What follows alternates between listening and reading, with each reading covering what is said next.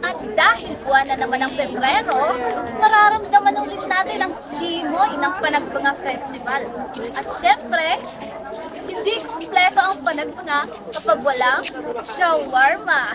Kaya naman, gagawin natin ngayon ay mag-ilibot-libot tayo sa dinami-dami ng shawarma stalls at aalamin natin kung ano nga bang special sa shawarma nila.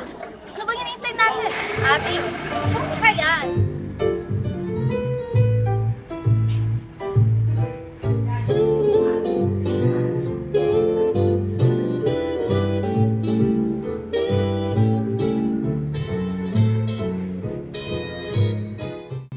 Syawang-syawa na ba kayong maging hopeless romantic sa araw ng Feb-ibig? Well, taken ka man o kahit single ka pa ay mapapa-feeling special ka dahil may iba't ibang pasabog ang mga shawarma stalls dito sa Market Encounter, Burnham Park. Ang mga pasabog, alamin natin mula sa mga stalls rito.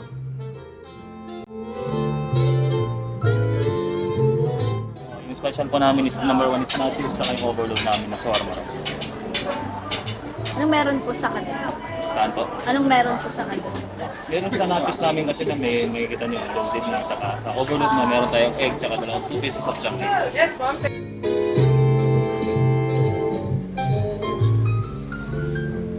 King Michael Shawarma. Ma'am, lahat po namin special ng mga ano namin. Pero parang ano po, may shawarma sa Yes ma'am, ano lang kasi siya ma'am, gulay lang siya yung beef.